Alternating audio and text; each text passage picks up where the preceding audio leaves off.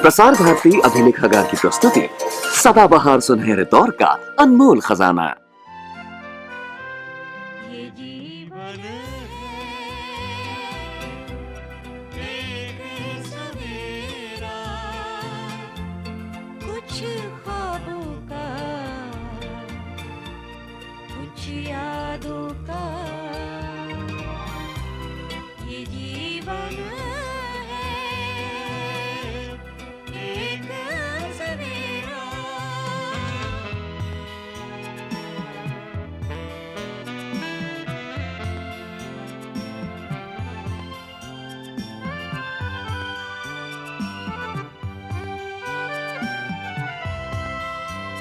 बेजिस्म कभी, बेनाम कभी, है रेत कभी, संगीत कभी। दिल पे लिखी तहरीर कोई, आते कल की तस्वीर कोई। राहों पे हरे पत्तों की तरह, मौसम के नए फूलों की तरह। ये जीवन है एक सवेरा, कुछ ख्वाबों का, कुछ यादों का। ये जीवन है एक सवेरा। तुम यही कह रही थी ना कि मैं शिंदे के पास तो जा ही रहा हूँ। वहां हनुमान जी और पार्वती देवी दोनों होंगे। वहीं मौका देखकर मानसी की बात छेड़ दूं। और ये भी जानता हूँ कि तुम्हें जवाहर के लिए मानसी ही चाहिए। हाँ, मैं ये कहना चाह रहा था कि कागजात की एक एक कॉपी इंफॉर्मेशन के लिए आपके तहसील में भेज दी गई है। ट्रस्टीशिप के कागजात भी मैंने तैयार कर लिए हैं। बस पार्वती देवी, अब आपका स्कूल अपग्रेड हो गया है। मैं बाबा की गलती दोहराना नहीं चाहती। आभास के एहसास को चाहत मानकर हाँ कर दूं? नहीं, शायद मानसी खुद भी नहीं जानती कि वो जौहर को सच में चाहती है या उसके एहसानों का ऋण चुकाने की कोशिश कर रही है। हनुमान से करूंगी उसका ब्याह। 20 बरस पहले जो काम होना चाहिए था वो अब करूंगी। तकदीर का लिखा। हाँ? अरे कभी तो अपनी अकल को हाथ मार लिया कर। देखो, पापा का एक पास्ट है और उस पास्ट में पार्वती आंटी एक अहम कड़ी रह चुकी हैं, जो किसी कारण से खो गई थी। आज वो कड़ी मिल गई है, लेकिन पापा वो हेल्पलेस हैं क्योंकि हम बीच में हैं। चाहते हुए भी वो अपनी जिंदगी अपनी इच्छा अनुसार नहीं जी पा रहे, क्योंकि उन्हें ये अधिकार देने का हम में साहस ही नहीं। ये भाई साहब की क्या रट लगा रखी है? तुम मुझे अंकल नहीं कह सकते? आप ही ने तो कहा था कि। और मैं ही तो कह रहा हूँ कि तुम मुझे अंकल कहो। ठीक है अंकल।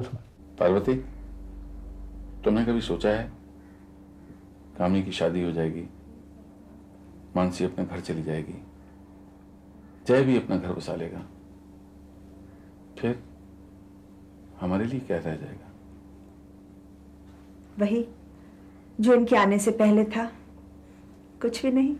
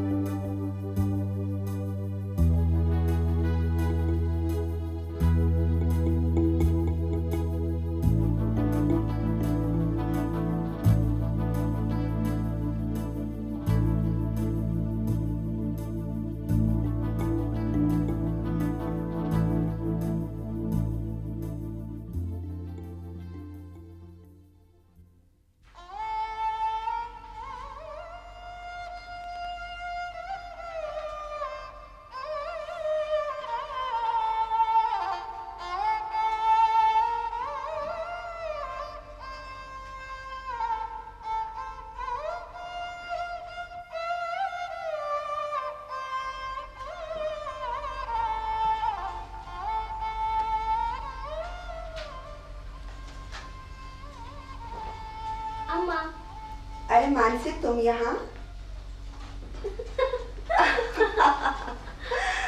मैं समझी कि मैं मानसी हूँ, है ना?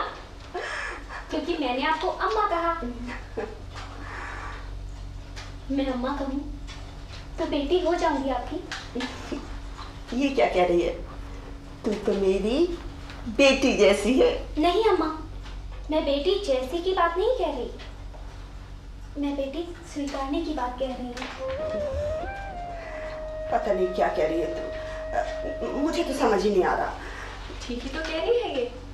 बेटी जैसी तो तुम गांव की सभी लड़कियों को मानती हो, पर बेटी तो सिर्फ मुझे ही स्वीकारती हो ना। कौन क्या स्वीकार करता है, कुछ हमें भी तो पता चले। आप ही फैसला कीजिए अंकल। नहीं पापा, अगर मैं आपको पापा कहती हूँ मान लीजिए। इसमें मानने की क्या बात है, तुम कहो ना, पापा ही कहो। आप मुझे बेटी स्वीकार कर लेंगे? हम तो तुम्हें पहले से ही बेटी तस्लीम करते हैं। पर मेरी अम्मा तो ये। मानसी बेटे, तो आप हमारे मम्मी पापा हैं, ये स्वीकार करेंगे आप? हम नहीं। क्या बचपना है? बचपना ये नहीं पापा, बचपना आप कर रहे हैं। शराब, बकवास बंद करो। ठीक ही तो कह रहे हैं भैया। और अम्मा मैं आपसे कह रही हूँ, आप स्वेच्छा से अपना जीवन क्यों नहीं जी रही? आखिर ये आपका अधिकार है। मानसी चुप करो, भगवान के लिए चुप करो मानसी। नहीं अम्मा, आज नहीं। आज अगर हम चुप कर गए तो फिर कभी नहीं बोल पाएंगे, क्योंकि इसके बाद सब बिखर जाएगा। हाँ पापा, अगर आज आप हमारी बात नहीं माने तो हम ये घर छोड़कर चले जाएंगे, हम तीनों। क्या कह रही हो बेटी? पार्वती, सुन रही हो बच्चे क्या कह रहे हैं? हम बिल्कुल ठीक कह रहे हैं पापा। हम ही कारण है ना आप दोनों के दुखों का। लेकिन पापा अम्मा, हमें टूटा बिखरा घर नहीं चाहिए। आप जानते हैं, हम जब आप दोनों को देखते हैं ना तो हमें अपना आप गिल्टी लगता है। हम पापी महसूस करते हैं। हमें पाप मुक्त करो अम्मा। और कब तक सजा देती रहोगी अपने आप को? आखिर कब तक बेनाम रिश्तों का दर्द देती रहेंगे आप? इन रिश्तों का नाम क्यों नहीं देती आप? पागल हो गई है पारो। ठीक ही तो कह रही है मानसी। आखिर किसको सजा दे रहे हैं हम? अपने आप को, अपने बच्चों को? और क्यों? किस अपराध के लिए? कब तक मातम करते रहेंगे हम बीते हुए कल का? कब तक पारो? आखिर कोई ना कोई अंत तो होना चाहिए उसका।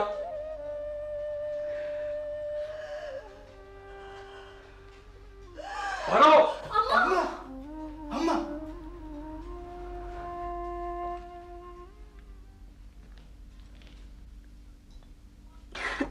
ये तुम दोनों ऐसे क्या देख रहे हो? अब तो मैं बिल्कुल ठीक हूँ। हम देख कहाँ रहे हैं, हम तो बैठे हैं, है ना जय? यही तो मैं कह रही हूँ, तुम लोग जाकर अपना काम करो, मैं भी चलने की तैयारी करती हूँ। नहीं नहीं, हम आपको नहीं जाने देंगे ऐसे। रास्ते में कुछ हो गया? कुछ नहीं होगा मुझे रास्ते में। मैंने कहा ना, अब मैं बिल्कुल ठीक हूँ। सच? आप हमको साथ ले जाएंगी ना?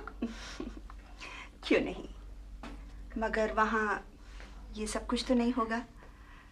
एसी गाड़ी, ये आलीशान मकान, रह सकोगी इसके बिना? रहेगी, जरूर रहेगी, और मैं भी रहूंगा।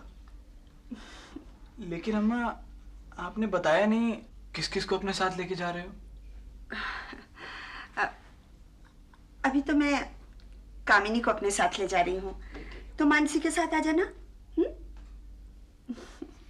जाओ, अब तुम जाकर अपने कॉलेज की तैयारी कर लो। मैं भी जाकर ठाकुर जी को जल चढ़ाया हूँ। आज तुम लोगों की जिद के कारण मैंने बिना जल चढ़ाए ही चाय पी ली।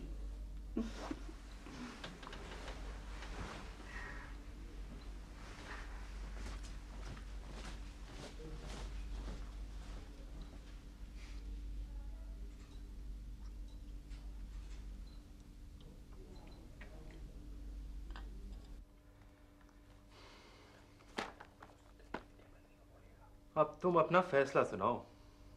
तुम्हें जवाहर के लिए मानसी ही चाहिए या इरादा बदल दिया?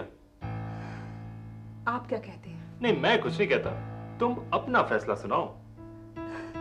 लेकिन आपको ये सब कहा किसने? हो सकता है ये सब गलत हो। ना, गलत सलत कुछ नहीं।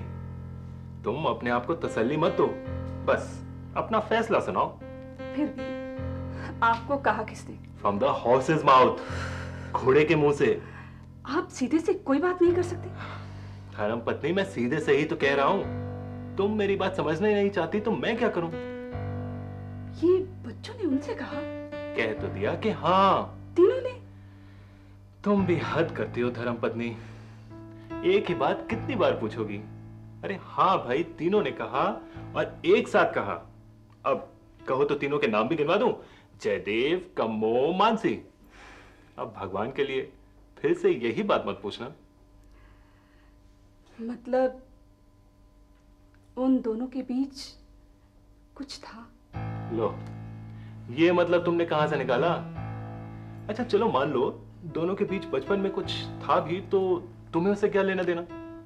अरे भाई, तुम अपना फैसला सुनाओ और मुझे बताओ कि तुम्हें जवाहर के लिए मानसी ही चाहिए या?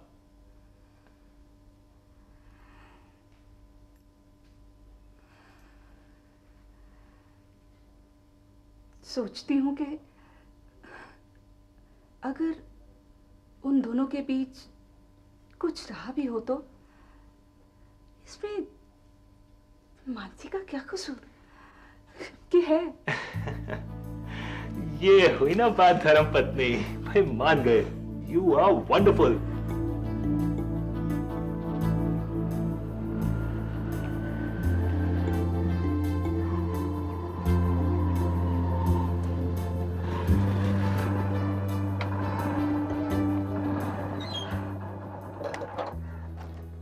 अब बोलो, क्या इम्पोर्टेंट बात? पहले तुम बताओ, तुम मुझे यहाँ क्यों ले आए? घुमा फिरा के बताओ यार। Jawahar please don't try my patience. Mansi, तुम जिस भूचाल की बात कर रही थी मैं उसे जान गया। कल जब डैडी हनुमान अंकल से बात कर रहे थे तो मैंने छुपके उनकी बातें सुन ली। अब तुम इसे मेरी बदतमीजी कहो, मुझे असभ्य कहो, लेकिन सच यही है कि जब तुम्हारा नाम आया तो मैंने छुपके उनकी बातें सुनी। ये तुमने ठीक किया। मैं खुद ही तुमसे बात कहने वाली थी, लेकिन सोच रही थी कि कैसे कहूँ।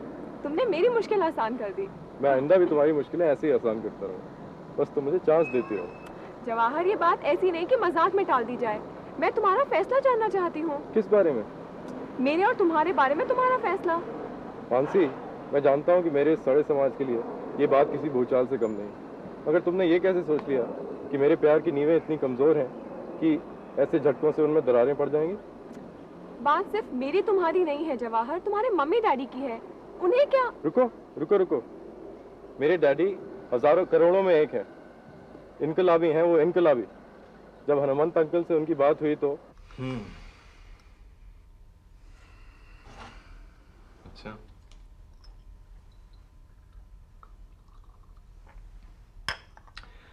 अरे तो इसमें इतना दुखी होने की क्या बात है यार? ये तो खुशी की बात है, इनकलाबी बात है। लो, इसी बात पे मुंह मीठा भी कर लो। ये लो।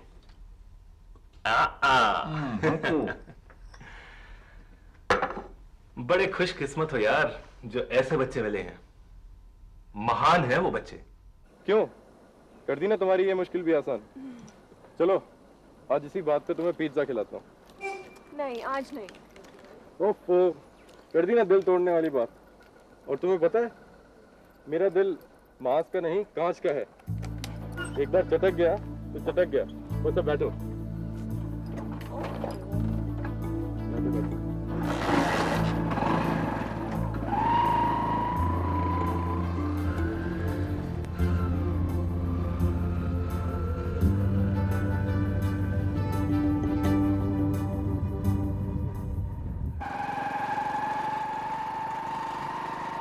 ठीक है अंकल, अगर आप कहते हैं तो।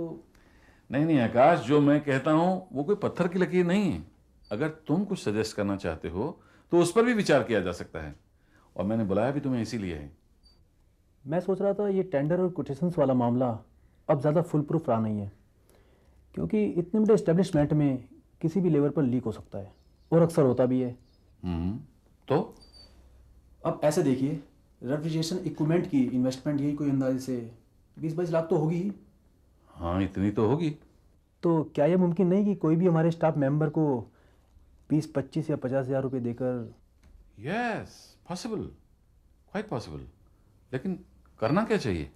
मेरी तो ये सजेशन है अंकल कि हम एक आम कंज्यूमर की तरह किसी कोटेशंस, किसी टेंडर के बिना मार्केट सर्वे करा के अपनी स्पेसिफिकेशन की चीज़ें खरीदें। हाँ, ये तरीका देखने में प्रिमिटिव ज़रूर लगता है और थोड़ी बहुत मेहनत भी ज़्यादा है, लेकिन है फुल प्रूफ। Very intelligent. ठीक है, तो ये प्रिमिटिव और मेहनत का काम मैं तुम्हें सौंपता हूं।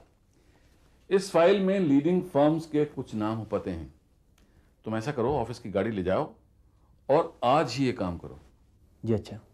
मैं शिंदे साहब के यहाँ जा रहा हूँ। स्कूल की जमीन को लेकर कुछ लीगल अड़ंगे आ गए हैं। हो सकता है मुझे गांव भी जाना पड़े, लेकिन तुम इस काम को रोकना नहीं। Comparative cost, specification, after sale service, इसकी डिटेल्ड रिपोर्ट मेरे आने से पहले तैयार हो जानी चाहिए। और एक बात और, मेरे जाने के बाद अगर शिंदे साहब और प्रोफेसर साहब को गांव बुलाने की जरूरत पड़ी तो समझ लेना मैं कुछ दिन और गांव में रुकूंगा। उस हालत में तुम ये डिटेल रिपोर्ट लेके उन दोनों के साथ गांव में आ जाना। समझ गए ना मैं क्या कह रहा हूं? जी हाँ, मतलब ये कि ये काम किसी भी सूरत में रुकना नहीं चाहिए। एग्जैक्टली। अब तुम जा सकते हो।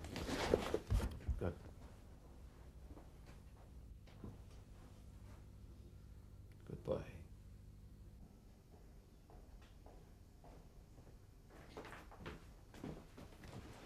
कम्मो, तुम यहाँ? अरे तुम तो ऐसे ठिठक गए जैसे सामने कोबरा देखा। ये बात नहीं है कम्मो, मगर वो... मगर क्या, नौकरी खतरे में पड़ गई मेरे आने से? नहीं, ये बात नहीं है। एक्चुअली मैं किसी जरूरी काम से जा रहा हूँ। तो ठीक है, मैं भी तो तुम्हें लेने ही आई हूँ। मगर कहाँ? तुम चलो तो। कम्मो, समझने की कोशिश करो, मैं जरूरी काम से जा रहा हूँ। ओफो, तो क्या हुआ, साथ के साथ अपना जरूरी काम भी कर लेना। चलो अब उठो ना, चलो। ओ बाबा, अच्छा ये फाइलें तो उठा लेना। इन फाइल्स का क्या करना है? कहा ना जरूरी काम से जा रहा हूँ। ठीक है, चलो।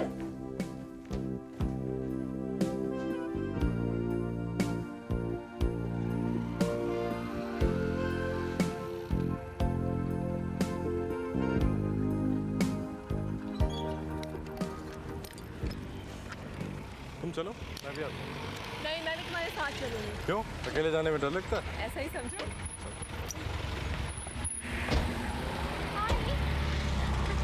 What a surprise. हेलो, हम तो बस वैसे ही। और हम भी बस वैसे ही।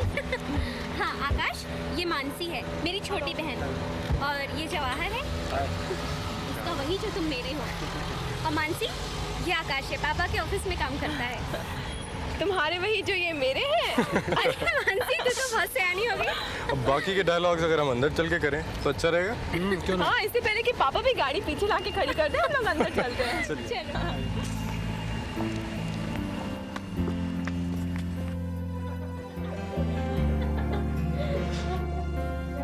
भाई, हम तो ऐसे यहाँ पिज्जा खिला रहे हैं, मगर पिज्जा में भी बहुत टाइम लगेगा। तो कोई बात नहीं, पिज्जा नहीं तो कुछ और खाएंगे, हिसाब फिर कभी सही। चलो इसी बहाने आप लोगों से फिर मुलाकात हो जाएगी। क्या? हाँ, ये हुई ना बात। हाँ तो आकाश साहब, आपने पूछा नहीं कि हम आपको किस खुशी में हम आए हैं? इसमें पूछने क्या बात है, तुम्हारी लीला तो अपरंपार है। अभी को कोई संन्यास लेना पड़ेगा, नहीं तो नाराज हो जाओगे या फिर बिस्तर पकड़ लोगी। बिस्तर पकड़ूंगी मतलब? बिस्तर पकड़ूंगी मतलब बीमार हो जाओगी, जैसे हुई थी। हंसो भाई हंसो, जाऊंगी ना तब पता लगेगा, ढूंढते रह जाओगे। हाय कम्मो, मिलूंगी नहीं मैं। क्यों भाई, ऐसी क्या बात? क्या तुम सच में संन्यास लेने वाली हो? चाय पियो चाय। और डियर सिस्टर, तुम भी सुनोगी ना तो तुम्हारे पांव तले की जमीन खिसक जाएगी। अच्छा, ऐसा क्या होने वाला है? गाँव जा रही हूँ मैं अम्मा के साथ कल सवेरे। सच कह रही हो? 24 कैरेट सच। और मैं खिसक गई ना जमीन। तुम्हारा प्रोग्राम भी फिट कर दिया, जय के साथ आऊंगी एग्जाम्स खत्म होने के बाद। अच्छा, मैं नौकरी करने जाता हूँ, तो ड्राइवर कह रहा था कि गाड़ी लेकर जल्दी आ रहा है। हाँ, शाम को मैं गाड़ी लेकर खुद ही आ जाऊँगा। तुम्हें गाड़ी चलाना आता है? मैडम कभी भी गाड़ी वाले ओहो, तुम तो इमोशनल हो गए यार। मैं तो मजाक कर रही थी। मैंने इंफॉर्मेशन के लिए कहा है। हाँ यार, मैं भी गांव पहुंच रहा हूँ। यार आप सब गांव चले जाएंगे तो मैं यहाँ अकेला क्या करूँ? मैं भी आ जाऊंगा। बाय मानसी करता हूँ। वो ऐसा है मिस्टर हनुमंत। हनुमंत होटल वाला? हाँ, हनुमंत होटल वाला। आपको तकलीफ इसलिए दी है कि आपके तहसील से आपके सॉलिसिटर को यानी कि मुझे एडवोकेट शिंदे को जवाब आया है, और जवाब सही आया है। आपके ज़मीन के ट्रांसफ़र ऑफ ऑनरशिप के लिए आपकी फिजिकल प्रेजेंस ज़रूरी है। मेरी बात समझ रहे हैं? हाँ, मैं बिल्कुल समझ गया कि मुझे वहाँ फिजिकली प्रेजेंट होना है, तो मैं कल ही गाँव चला जाऊँगा। बराबर समझ रहे हैं। हो सकता है आपके ट्रस्टी यानी मुझे और प्रोफेसर को भी सूरत में तलब किया जाए। इस सिलसिले में हमें क्या करना होगा? आपको कुछ नहीं करना होगा, आपको मेरे ऑफिस फोन करना होगा। आप आकाश को तो जानते ही हैं, बस आप उसे फोन कीजिए, वो गाड़ी का बंदोबस्त कर देगा। रादर वो खुद लेके आ जाएगा आपको गाँव। गुड। आप समझते हैं कि मैं आपके प्रोजेक्ट में इतनी दिलचस्पी क्यों ले रहा हूं? नहीं जानते। मैं बताता हूं। मानसी की खातिर मैं चाहता हूं ऐसे हीरे और तराशे जाएं, और ये काम सिर्फ गांव में ही हो सकता है। आपका विश्वास है, मैं क्या कह सकता हूँ, लेकिन मैं आपके विश्वास की कदर करता हूँ। एक बात और है, आज जब इतनी जिंदगी गुजारने के बाद पलटकर अपनी जिंदगी का धूप छांव का नजारा करता हूं, तो ऐसा लगता है कि धूप भी खुद ही सेकी है और छांव भी खुद ही ली है। जाने से पहले कुछ करने की चाह है। मैं भी गांव के लिए कुछ करना चाहता हूं। गांव का बहुत कर्ज है मुझ पर।